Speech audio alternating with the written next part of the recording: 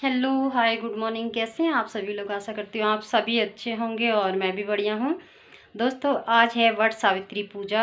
हिंदू धर्म का फेमस त्यौहार है ये। आज के दिन वट सावित्री की पूजा में मंदिर में जाके वट वृक्ष के पास पूजा की जाती है और हम लोग भी वहीं जा रहे हैं अभी। कुछ बहुत साथी हैं और मैं हूँ। हम वट वृक्ष के पास जाने वाले हैं और दिन भर रहेगा आज व्रत। और आज के दिन हम लोग व्रत रखेंगे। शाम को ही भोजन करेंगे पूजा करने के बाद। अभी सुबह घर में की पूजा हो चुकी है। अभी जा रहे हैं हम मंदिर की तरफ। तो आज के दिन सुहागिन औरतें, ये देखिए, सुहाग की चीज़ें खरीदी जाती है। ज़रूरी होता है सुहाग की चीज़ें खरीदना। आज के दिन चूड़ी, बिंदी, सिंदूर और मेहंदी लगाना और सारी चीज़ें पहननी पड़ती हैं सुहाग की। पायल, बिछिया वगैरह ये ज़रूरी होता है और माता को भी चढ़ाया जाता है आज के दिन में सुहाग की चीज़ें। इसलिए हम मंदिर पे जा रहे हैं। तो आप लोग बने रहें वीडियो पे। अभी जाते हैं, दिखाते हैं वहाँ जाके आपको।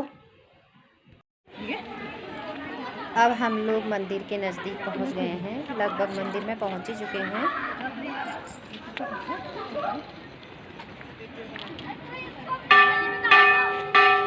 मैं ना रही हूँ। हम भी आ जाएं।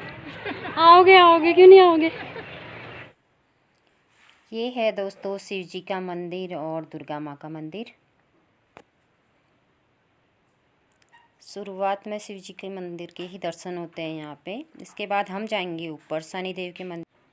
तो दोस्तों, हम लोग कर रहे हैं पूजा। यहाँ पे बहुत ज़्यादा भीड़ है और मैं सुनाऊंगी आपको ये किस लिए मनाया जाता है और इसका क्या कारण और क्या महत्व रहा है। वट सावित्री व्रत ज्येष्ठ मास की अमावस्या तिथि को मनाया जाता है। इससे सुहागिन औरतें अपने पति की लंबी उम्र की कामना करती हैं। वट सावित्री व्रत सौभाग्य के लिए बड़ा व्रत माना जाता है। दोस्तों, जानते हैं क्या है वट वृक्ष का महत्व? हिंदू शास्त्रों के अनुसार वट वृक्ष के मूल में ब्रह्मा, मध्य में विष्णु तथा अर्धभाग में शिव का वास माना जाता है। वट वृक्ष यानी देवताओं का पेड़ माना जाता है। सावित्री भी इसी वृक्ष में निवास करती हैं।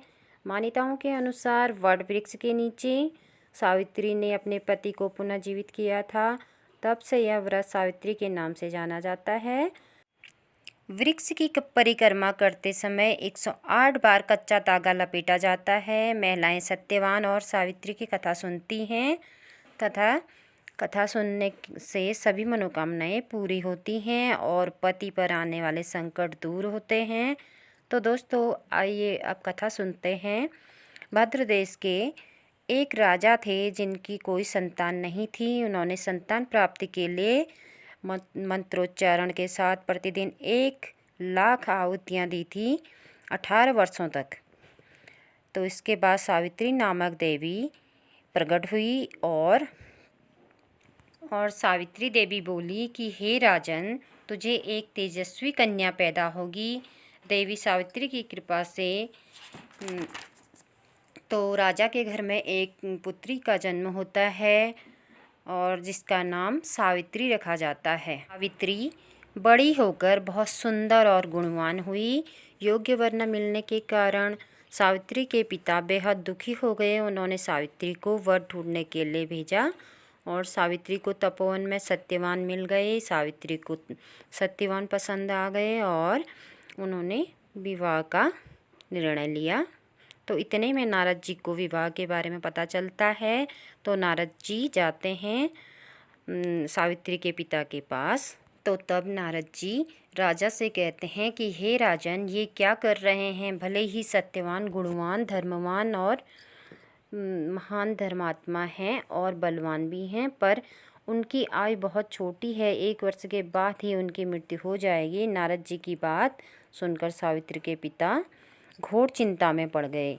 सावित्री के पिता ने सावित्री को सारा सच बता दिया और फिर भी सावित्री अपनी ही बातों पे अड़ी रही और उन्होंने सत्यवान से शादी विवाह करने का निर्णय ले लिया और उन दोनों का विवाह हो गया। विवाह के पश्चात समय के साथ साथ सावित्री अधीर होती गई और उनको चिंता लगने लगी। उन्होंने 3 दिन पहले से ही उपवास रखना शुरू कर दिया। नारद मुनि द्वारा पितरों का श्राद्ध किया गया। हर दिन की तरह सत्यवान उस दिन भी लकड़ी काटने चले गए। साथ में सावित्री भी गई। जंगल में पहुंचकर सत्यवान पेड़ पे चढ़े। जैसे ही लकड़ी काटने लगे तो उनके सिर पे तेज़ दर्द होने लगा और वो नीचे उतर आए। और यमराज जी भी उनके बगल में ही थे। और यमराज जैसे ही ले जाने लगे तो सावित्री जी उनके पीछे पीछे चलने लगी। चलते चलते काफ़ी दूर पहुंच गए थे। तब यमराज ने कहा कि यह तो विधि का विधान है, आप इतनी दूर तक आके क्या करेंगी, आप वापस चले जाइए। तो सावित्री जी नहीं मानी और उन्होंने उन्हीं के सत्यवान के साथ में चलने का निर्णय लिया और बोली, यह तो मेरा पति धर्म है। यमराज जी के काफ़ी समझाने के बाद भी सावित्री जी नहीं मानी और सावित्री की निष्ठा और पतिपरायणता को देखकर यमराज ने सावित्री से कहा कि हे नारी, तुम धन्य हो, तुम मुझसे कोई भी वरदान मांग सकती हो। और सावित्री ने कहा, मेरे सास ससुर वनवासी और अंधे हैं, उन्हें दिव्य ज्योति प्रदान करें। यमराज ने कहा, ऐसा ही होगा, जाओ अब लौट जाओ।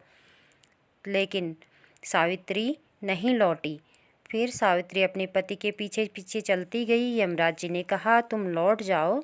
लेकिन सावित्री ने कहा, अपने पति के पीछे पीछे चलने में मुझे कोई आपत्ति नहीं है।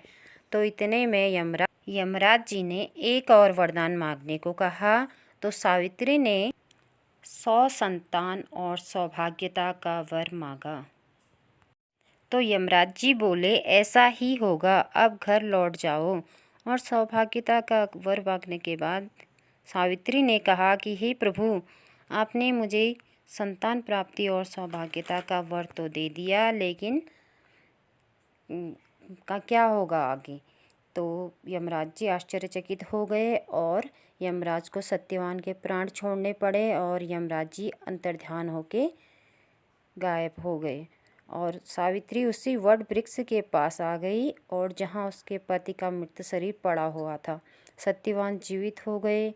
दोनों खुशी खुशी घर की ओर लौट चले और दोनों जब घर पहुँचे तो देखा कि माता पिता को दिव्य ज्योति प्राप्त हुई है। इस प्रकार चिरकाल तक सत्यवान और सावित्री राज्य सुख भोगते रहे। तो यह व्रत करने से जीवन साथी के जीवन में कोई संकट आया भी हो तो टल जाता है। तो दोस्तों, ये थी वट सावित्री की कथा। इस कथा को सुनने से हर परिवार में सुख शांति और सौभाग्यता प्राप्त होता है।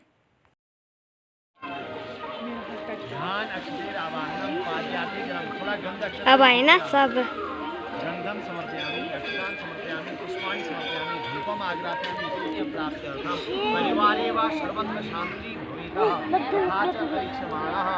एतदा सोमेश्वर महादेव कृपाप्रसादे सोमेश्वर देव सन्निधौ तथा च वट सावित्री वट वृक्षस्य सावित्री देव्या यथार्थकार्यं अहम करिष्ये। थोड़ा सा वट वृक्ष में चीज़ें डालो, इसमें छोड़ दो, अर्जुन वहीं से छोड़ दो, यहीं पर छोड़ दो, देखो पौधे में छोड़ दो। ध्यानम, अब पुष्प हाथ में लेना। हाँ,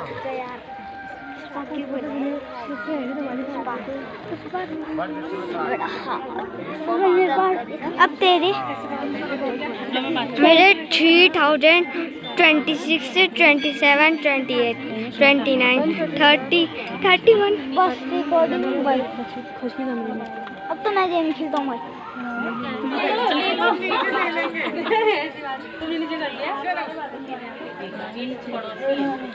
तीनों में से अच्छी आ रही है।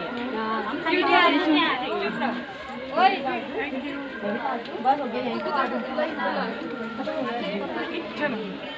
चलो फिर ये तो नीचे चलेगा, हम नीचे जाएंगे। ये लोग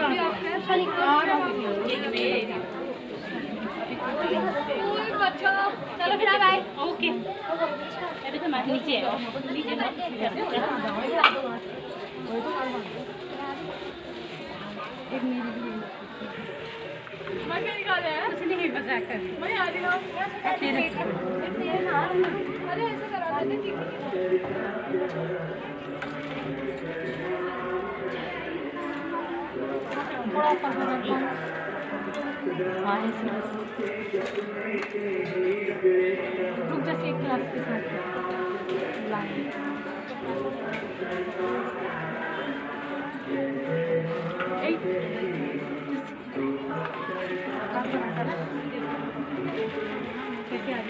जैसे मैं तो नहीं आ रही पीछे बताते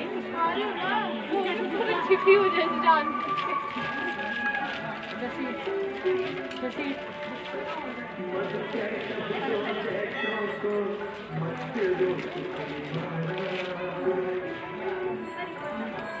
जैसे उसके भाई आना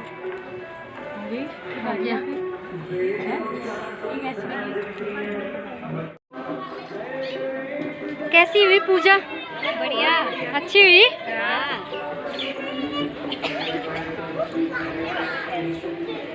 दोस्तों अब हम पूजा करके आ गए हैं शनिदेव के मंदिर पे। काफ़ी ज़्यादा भीड़ थी, ये देखिए साथ वाले। यहाँ पर हम शिव जी और पार्वती जी गणेश जी की पूजा कर रहे हैं। यह है शिव मंदिर।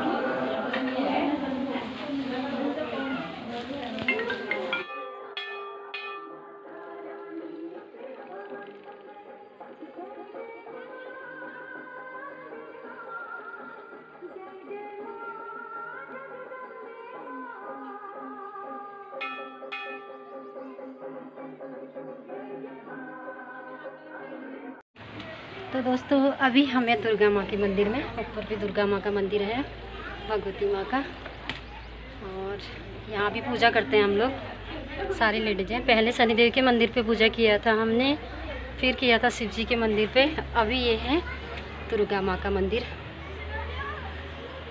तो हम जा रहे हैं दुर्गा माँ के मंदिर में पूजा करने के लिए, इसके बाद जाएंगे घर। यहाँ हूँ, यहाँ आ रही हूँ, 1 मिनट।